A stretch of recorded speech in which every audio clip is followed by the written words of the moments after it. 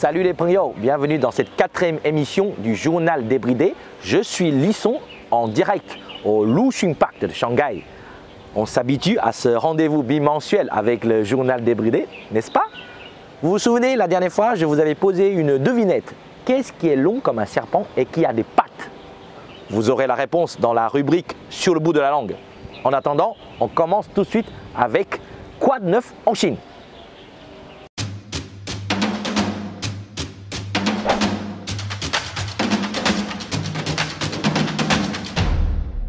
C'est déjà la mi-automne et le temps se radoucit. Heureusement, contrairement à Paris, il ne pleut pas beaucoup à Shanghai. Ça me console de ne pas pouvoir me rendre dans votre beau pays cette année. J'aimerais beaucoup, mais avouez, c'est un peu le bazar en ce moment dans le monde. Et ici en Chine, on a quelques nouvelles, pas piquer des hannetons à vous partager pour vous changer les idées. Une des conséquences pas croyables du confinement en Chine, ça a été l'augmentation des ventes de sextoys.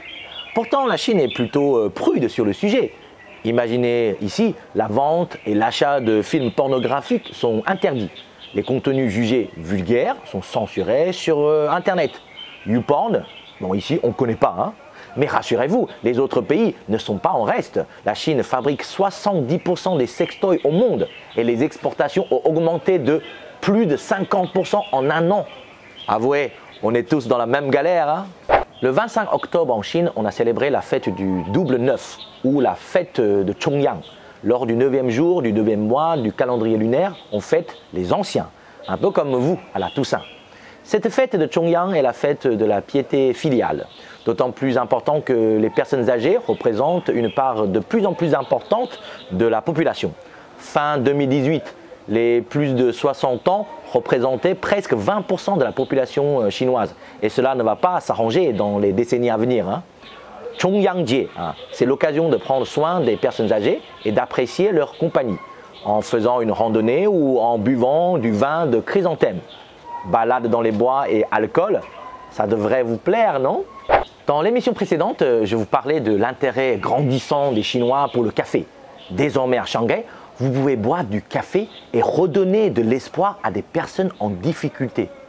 L'initiative vient d'un centre de santé mentale du district de Huangpu qui veut donner aux patients une chance de se réinsérer. Un café servi par une personne dépressive, ça ne paraît pas être une super idée au premier regard, mais c'est raccord avec l'époque. Chômage, récession, un peu de Prozac avec votre café? On dit souvent que les Chinois ne parlent pas bien anglais. Rassurez-vous, vous les Français, vous avez la même réputation que nous, hein? Mais on doit s'unir pour l'apprentissage de l'anglais. C'est ce qu'a fait un mécanicien aéronautique de Shanghai qui est devenu prof d'anglais en ligne. Impressionnant, non? Good morning everyone, it's a live streaming and I am talking to the captain. Le jeune Zhang Tianhai a appris l'anglais en regardant des séries américaines. La prochaine fois que votre ado vous dira que Netflix c'est de la culture, vous lui direz de faire comme Zhang Tianhai et de regarder des séries de son choix, mais en version originale et sans sous-titres. Zhang Tianhai il a commencé à poster des vidéos sur Douyin, le TikTok chinois, en août 2020 pour enseigner les termes techniques en anglais, d'abord à destination de ses collègues.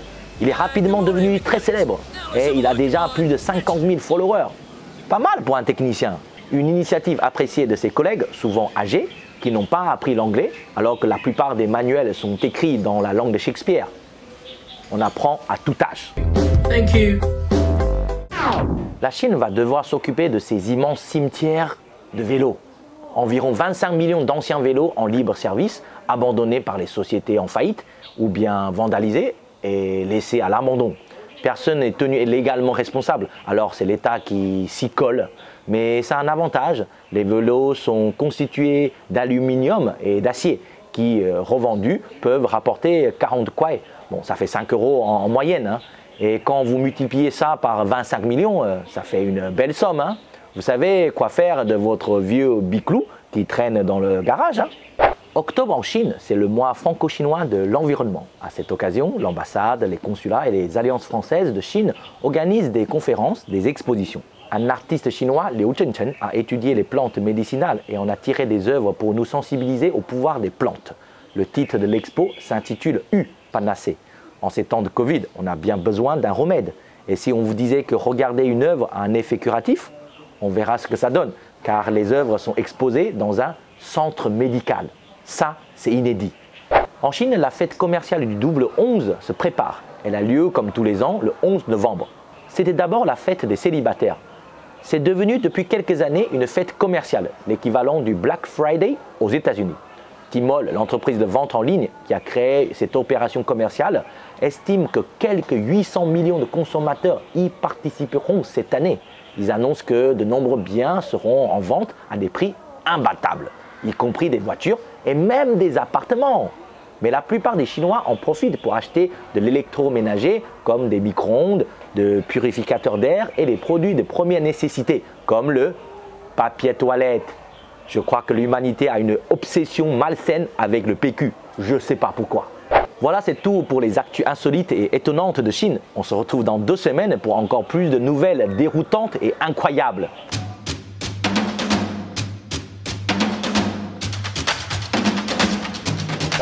On a souvent ce stéréotype que les hommes asiatiques sont plus petits, plus fragiles et moins poilus que les hommes des autres continents.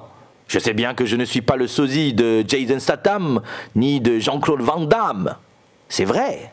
Mais vous non plus, messieurs, avouez. En Chine, on décrit cette image de physique peu virile avec l'expression « xiao xian zhou » ou « petite chair fraîche ». À l'opposé de cette image, nous avons le mâle hétéro, l'homme traditionnel et franchement, pas extraordinaire. Mais les femmes chinoises adorent les petites chairs fraîches. Allez les filles, je suis sûr que vous avez craqué sur un acteur taïwanais ou un chanteur de K-pop, vous aussi, hein? Mais ils sont souvent la risée des hommes. Pourquoi? Ils portent de jolis bijoux, se maquillent même, et arborent souvent des costumes super extravagants. Certains se moquent de leur apparence délicate et de leur manque de virilité, d'où le surnom « petite chair fraîche ». En Chine, la star Cai Xukun est l'exemple parfait des xiao xian zhou. Les jeunes filles admirent son beau visage androgyne. Mais beaucoup d'internautes débattent en ligne de sa féminité exacerbée. Oui, fan, la star admirée aussi bien par les femmes que par les hommes, s'est défiée des stéréotypes masculins et a lancé une nouvelle mode. Porter des boucles d'oreilles et des colliers féminins. En fin de compte, personne n'interdit vraiment les garçons de porter des bijoux et cette opposition entre petites chairs fraîches et les vrais hommes n'a pas lieu d'être. Et peut-être qu'un jour on verra des pubs pour des rouges à lèvres où les stars pourraient être des beaux mecs français. Vous aimeriez ça?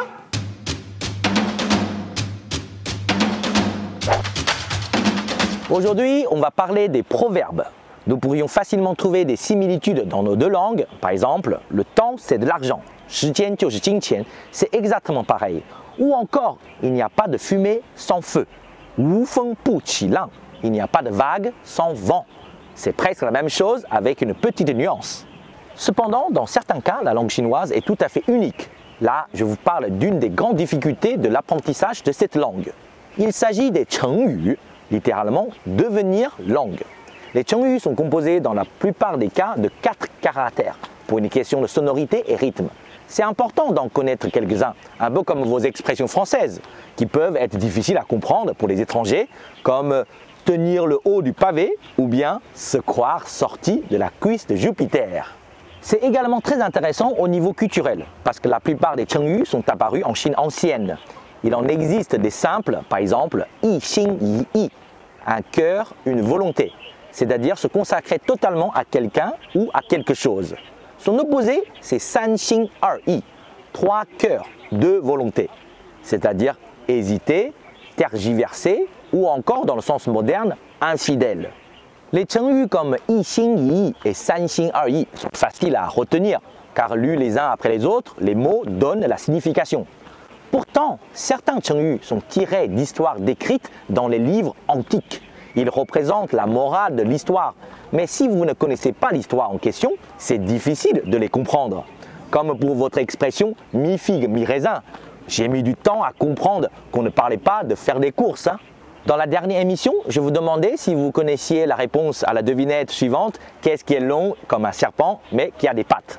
Aujourd'hui, je vous explique tout avec l'anecdote du chengyu « Hua she tian zu ». Hua, c'est dessiner. She, le serpent.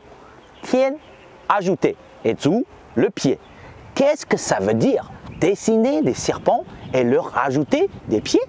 L'histoire de Hua She Tianzu fut racontée dans Les stratagèmes des royaumes combattants, un livre qui date du 3e siècle avant Jésus-Christ. Déjà à l'époque, les gars, ils savaient s'amuser. Les royaumes combattants, c'est une longue période de chaos avant l'établissement de la dynastie Qing. Dans le royaume de Chu, un homme donne à ses serviteurs une jarre d'alcool à se partager. Mais les serviteurs sont nombreux et la jarre est petite. Alors, il suggère que les serviteurs dessinent des serpents sur le sol. Celui qui finit le premier gagne et remporte le pot d'alcool pour lui tout seul. Tous se mettent à l'œuvre et l'un d'entre eux termine son dessin très rapidement. Il prend le pot à boire, il le tient dans ses mains. Mais tout à coup, il décide qu'il peut continuer à améliorer son dessin. Alors, il rajoute des pieds au serpent. Il se dit, les autres, les perdants, ils ne peuvent même pas finir leur dessin pendant que moi, je suis là en rajoutant des pieds à mon serpent. Malheureusement, tandis qu'il fait cela, un autre serviteur, il finit son dessin de serpent et lui arrache le pot de la main. Il lui dit d'un ton sarcastique, « Mais qu'est-ce que tu es en train de dessiner, toi? Aucun serpent n'a de pieds !» L'homme qui aurait pu gagner le prix a perdu. Parce qu'il a fait plus que ce qu'il aurait dû faire. Ce Chengyu est utilisé pour décrire l'acte de ruiner un effort en ajoutant quelque chose de superflu. Il y a une expression en français qui ressemble beaucoup à Hua She Tianzu. C'est la 5e roue du carrosse. Un carrosse ayant 4 roues, la 5e est superflue. L'expression décrit quelque chose ou quelqu'un de trop, qui ne sert pas à grand chose, ou voire à rien. N'est-ce pas exactement comme dessiner des serpents et leur ajouter des pieds? J'espère que vous avez bien apprécié ce petit intermède culturel et linguistique. Car Shu Neng Sheng Qiao, comme on dit en français, c'est en forgeant que l'on devient forgeron. Et si vous vous sentez parfois découragé, sachez que Yu Ji Yue Lei, on avance pas à pas, ou bien petit à petit, l'oiseau fait son nid, comme vous dites. Et vous, vous connaissez quoi comme Chengyu?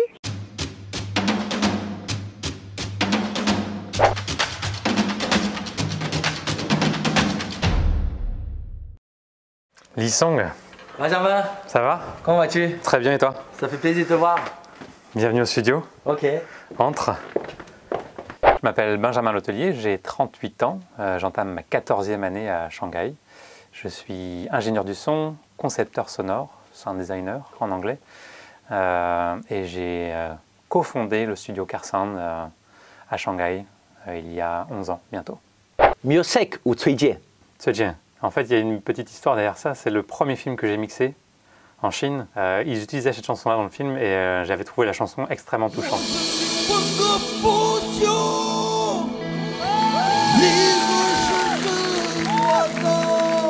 La voix de ce chanteur est phénoménale. Et il y a un solo au milieu du morceau qui, surtout pour moi qui découvrais la Chine, alors ça ressemble à une bombarde bretonne. En l'occurrence, c'est un swana chinois. J'avais l'impression que c'était une bombarde qui jouait. Je me suis dit, tiens, incroyable, un musicien breton dans une chanson de rock chinoise.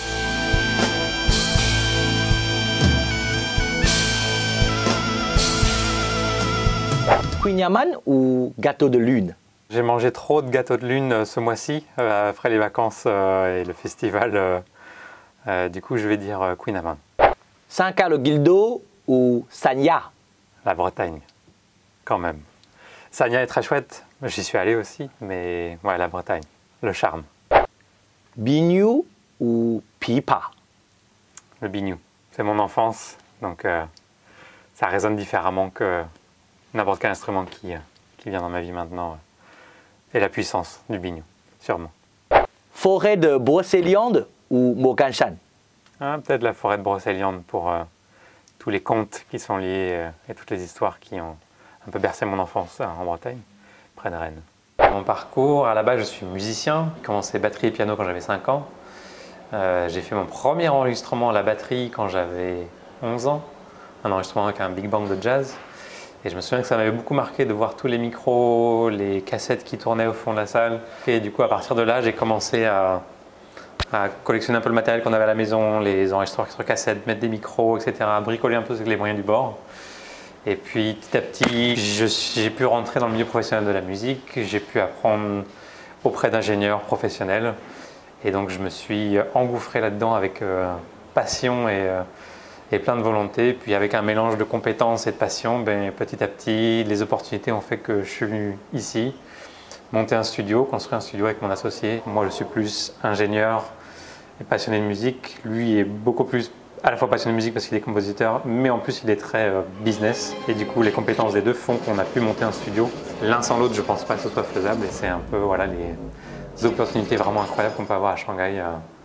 Et on a eu la chance que ça fonctionne dès le début. Alors, ta première rencontre avec la Chine? Je suis tintinophile, grand fan de Tintin. Donc je pense que ça remonte, c'est un peu cliché, au Lotus bleu de Tintin. Je pense que c'est les premières images de la Chine que j'ai eues tout petit. Ta première rencontre avec la culture chinoise, pour de vrai? C'est par mon associé, Greg Hu, qui est moitié chinois d'ailleurs, que j'ai rencontré en France il y a 23-24 ans. On faisait de la musique ensemble à l'école. Et nos parcours se sont toujours entrecroisés ensuite à la sortie de l'école. Lui est venu ensuite en Chine. Il devait avoir, je pense, 24-25 ans. Pendant 2 ans, il était en Chine. Moi, j'étais toujours en France. Il ne me faisait que de me dire, viens en Chine, il y a plein de choses à faire. Jusqu'à ce qu'il trouve une opportunité. Je suis venu à ce moment-là, en l'espace de, je pense que ça a dû mettre 1 mois à se décider. En gros, il m'a dit, Binge, tu viens, on fait un truc ensemble en Chine, mais il faut le faire maintenant. Donc je suis venu et me voilà à Shanghai. Et depuis, j'y suis resté. Et pourquoi t'es resté? Je pense que le feng shui est le bon pour moi. Je suis juste bien ici. Simplement, en fait, sans vraiment me prendre la tête à me poser la question de pourquoi. Je suis simplement bien. Et je sais que quand je rentre en France, je ne suis pas aussi bien. Où que j'aille ailleurs dans le monde, je ne me sens pas aussi bien qu'à Shanghai. Il y a juste l'environnement, l'ambiance, les gens, la culture, la langue, je me sens juste bien.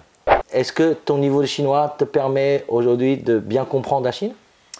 Pas forcément, j'avoue. J'ai un petit peu honte de ça. J'ai jamais vraiment pris le temps d'apprendre le chinois. Donc j'apprends à l'oreille, ce qui est mon métier en soi. Mais donc à l'oreille, je prends du chinois. J'apprends maintenant un peu plus avec mon fils qui apprend le chinois, du coup. Mais ouais, mon niveau de chinois me permet en tout cas de me débrouiller. Je peux survivre. Je comprends un peu mandarin, shanghaïen. Donc voilà, je fais mon petit bonhomme de chemin avec mon petit bagage linguistique chinois. On n'est pas obligé de bien parler chinois pour se sentir heureux et bien en Chine alors. Exactement, et c'était d'ailleurs mon inquiétude avant de venir ici, puisqu'évidemment quand on est en France, l'image qu'on a de la Chine elle est vraiment biaisée par les médias et par ce qu'on en croit. Et du coup, quand Greg m'a proposé de venir ici, je n'imaginais pas, je disais mais je ne parle pas chinois, qu'est-ce que je vais pouvoir faire dans une ville mégalopole comme ceci? Moi, le village où je suis né, c'est 25 habitants. Comparé à 25 millions d'habitants ici, c'est vraiment, voilà, il y a un gouffre tellement énorme entre d'où je viens et ici. Mais voilà, ça fait que, je sais pas, la ville est tellement accueillante, les gens sont accueillants et je sais pas, je me sens juste bien. C'est pour ça que je parle de feng shui. Je pense que s'il y a quelque chose comme ça où c'est juste les choses sont, je suis en harmonie avec l'endroit là et je me sens chez moi. Ton mot préféré chinois? Feng shui? Mon mot préféré, pas forcément en fait. Le mot que j'utilise le plus souvent, je suis français, j'aime bien me plaindre et je trouve assez mignon ce mot-là, c'est t'as rien. Quand il y a quelque chose qui m'embête à la maison, ou mon épouse, ou quelqu'un qui m'embête, j'aime bien dire t'as rien. La scène la plus drôle que tu as vue en Chine? La plus drôle, bon, je ne sais pas si c'est drôle, mais c'était vraiment surprenant, incongru on va dire. C'est sur le parc de Fuxing, il y a un batteur et il venait avec une batterie énorme. Une énorme batterie, je sais pas, peut-être 6-7 tomes, 2 grosses caisses, plein de cymbales, des bongos, des percussions. Il venait là tout seul, il s'est installé dans son kiosque, il jouait pendant 2-3 heures. Et il y a des gens qui venaient danser autour de lui, je trouvais ça juste incroyable. Quel instrument chinois t'intrigue le plus? C'est l'orgabouche, qui est vraiment un instrument, la forme et le son qui en sortent sont vraiment inattendus et la façon d'en jouer, c'est vraiment un instrument incroyable que j'ai eu l'occasion d'enregistrer à plusieurs occasions d'ailleurs en Chine. Mais le nom ne me revient pas, le nom chinois. Peut-être que tu connais mieux que moi. C'est Yu. Le Yu, ok, voilà. Ça date d'il y a très longtemps. Hein. D'ailleurs, il y a une expression très connue en chinois, c'est Lan Yu Chong Shu. Qui veut dire quand tu ne sais pas jouer de cet instrument et tu fais semblant de savoir. Et donc l'expression est employée pour dire voilà, quand tu ne sais pas et tu fais semblant de savoir. Ce qui te manque le plus de Chine quand tu es à l'étranger? La Chine. Juste être parce que je m'y sens tellement bien ici que dès que je ne suis pas ici, en fait, au bout de 2 semaines, j'ai besoin de revenir. Juste pour être bien avec moi-même, en fait. Je me sens bizarrement plus en décalage quand je suis en France qu'ici. Parce que, encore une fois, surtout que je suis breton, je ne bois pas d'alcool. Ce qui est quand même étrange, quand on est musicien, c'est encore pire. Je ne fume pas. Enfin voilà, j'ai pas vraiment de... Je me marie mal avec l'environnement français, je pense. Et je me marie peut-être mieux avec l'environnement chinois. Étrangement, je ne sais pas à quoi c'est lié. Une autre vie ou quelque chose de plus mystérieux, je n'en sais rien, mais voilà. Bon bah écoute, moi je vais y aller alors. Lissong, Merci, hein. est-ce que ça te dit d'aller déjeuner ensemble un petit restaurant du quartier? Un truc Un petit resto sapin, un chinois resto bien local, ouais. Ok, Ça te dit bah pourquoi pas. On y Ouais, va. tu m'emmènes? C'est parti. Ok. C'est le resto où j'aime bien aller au moins une fois par semaine. Toi, ils savent exactement ce que tu commandes. Toi. Toujours, je ne change pas. Donc ça fait 11 ans que je prends le même plat ici à chaque fois que je viens. Je me mets là. Ça sent ici, ouais. Ok. C'est vrai que ça paye pas de mine, mais ça a l'air bon. Hein. Ça c'est quoi exactement là? 送牛肉丝, bai mian. Comment t'as trouvé ce restaurant? Alors au tout début, quand on construisait le studio, quand on est arrivé il y a 11 ans, il y avait très peu de restaurants dans le quartier. Je pense qu'il y avait 3 restaurants en fait. Donc à un moment donné, il fallait bien qu'on varie un peu les menus. On dirait on est à Paris là, on est sur une terrasse là. Et on est en terrasse en plus. Sauf qu'au lieu de se mettre vers la rue, on mange vers le restaurant. Ah, ça c'est la contradiction en Chine. Et on quoi. profite un peu de l'air et du vent. D'accord, excellent. En tout cas, c'est bon. C'est huileux, mais une fois par semaine, ça passe très bien. Merci beaucoup pour ce repas, cet endroit. Merci Sympa. à toi et content que tu aies aimé visiblement. En tout cas, pour ceux qui veulent connaître un peu plus sur ton travail, Ouais, bah, qu'est-ce qu'il faut faire? carsound.com et tout est là, Ok. toutes les informations. À très Allez, bientôt Lissong. à plus, ciao. À plus. Voilà déjà la fin de cette émission. Pour finir, j'aimerais vous faire part d'une réflexion de mon ami Lao Tzu. Si vous êtes dépressif, vous vivez dans le passé. Si vous êtes anxieux, vous vivez dans le futur. Si vous êtes en paix, vous vivez dans le présent.